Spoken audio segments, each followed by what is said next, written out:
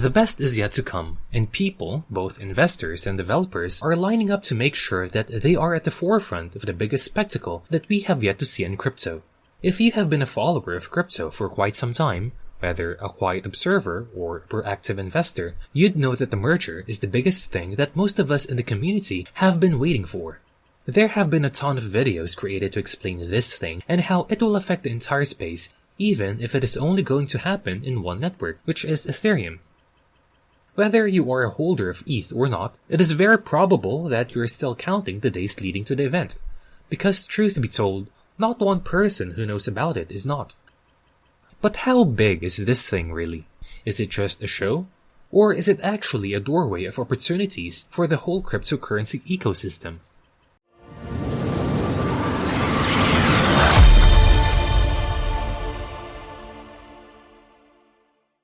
Welcome to Diversified Streams, your go-to YouTube channel for all things crypto and finance. Be sure to check out our community post about these subjects. We are curious to know your opinions on these matters. Also, if you haven't subscribed yet, click the subscribe button so you don't miss out on the latest news and tips related to crypto. And make sure to keep your notifications on so you'll be updated with our latest videos. We frequently post so you wouldn't want to miss it. In today's video, we will be talking about the day everyone has been patiently waiting for. You are counting down the days before this whole thing unravels.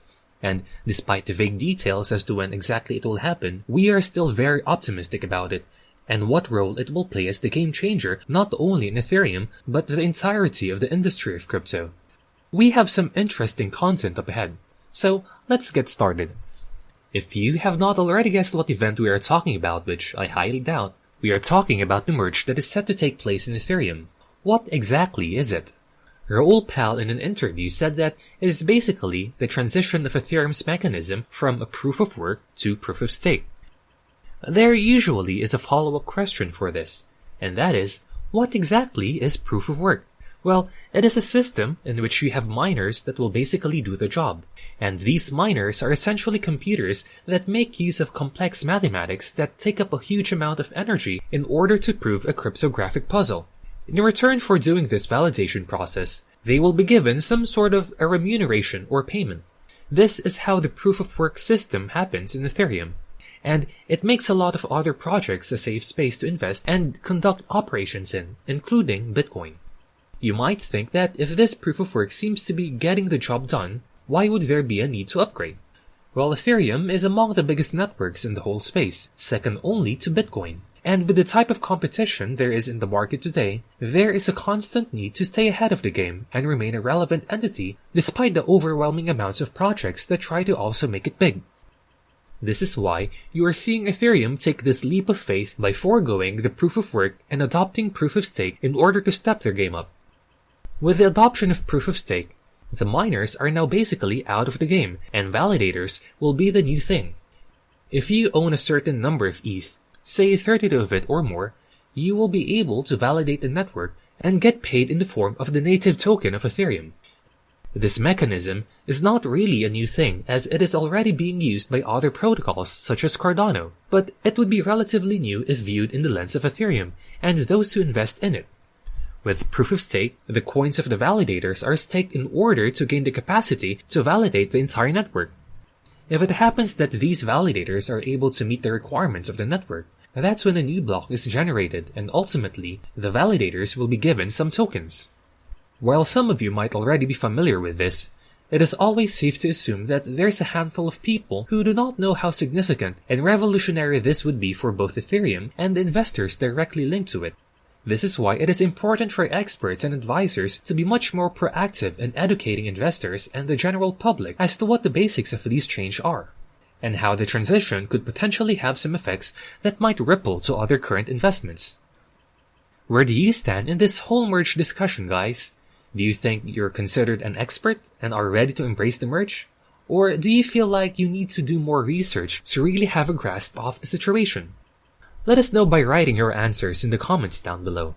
Also, while you're at it, please spare us a couple of seconds and give this video a like and subscribe to our channel. We appreciate it a lot, and we would really love to have you as a part of our community. Despite the overwhelming support and attention Ethereum is getting, There are some people who think that it is all just hype. Well, experts like Raoul are here to tell you that Ethereum is no small project. No small thing. I mean, it is a gigantic kind of World Web 3 computer. So the complexity of doing this. And it is one of the most complex kinds of World Web 3 computers there is today. And come September 19, the people who initially thought of it as just a hype would regret not believing a little earlier. We've had a couple of speculations as to when the merge will happen, but September 19 is most likely the most assured date that it will launch. Time to mark your calendars if you haven't yet. Aside from this, it is also expected that come the merge, the yield will pay somewhere around 6%, which is all coming from network activity and will be used to pay the people. But let us not forget that alongside Ethereum 2.0, we also have the EIP 1559, which works in a somewhat similar manner by retrieving the fees to buy ETH and then burning them. It is basically a mechanism or cycle that involves the acquisition of tokens and burning them. In addition to that, there's currently around 9% of the whole ETH community that have their ETH staked. So there's a lot of things happening, and with all these, it is expected that come the merge, a total of 30% of the totality of ETH will be staked, which basically means that you can't use them for any other use. You can put your tokens to use and have it circulating other platforms, causing the supply of ETH to decrease as the burning continues to happen.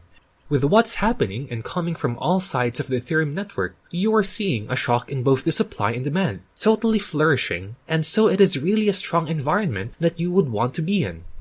This is also the reason why as the merger draws near and everything's to be falling into place, investors are considering investing in Ethereum as if it is a fair trade that will outweigh the opportunity cost of foregoing Bitcoin.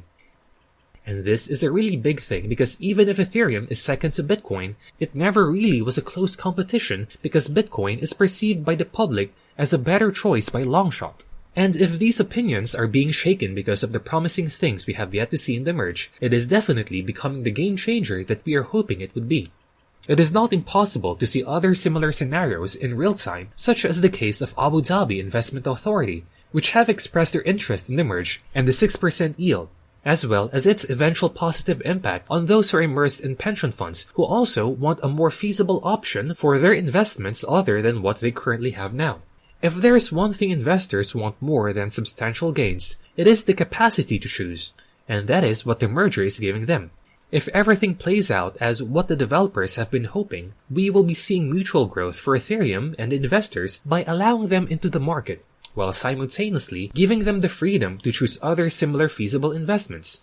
The merge and change that Ethereum will be embracing in a few weeks will provide these investors the space to move much more freely, and that's what everyone wants. It is definitely a generally positive process, and it deserves the hype. But hey, this is crypto. This is a market that is defined by the risk and volatility that constantly pose some challenges to even the most successful and consistent protocols today. The merge is considered by many as the biggest event to happen in the whole industry ever since Ethereum's establishment. But it is still an event that's dependent on an external and internal factor that might delay the process. Delays are much more likely to happen, and this is why the date for the merge has never really been set in stone. It is fine to have your faith in this event, because we do too, but it will not hurt to be ready for any possible delays. And that's it for today's video, guys. Thank you so much for watching, and I hope you enjoyed and found this content informative.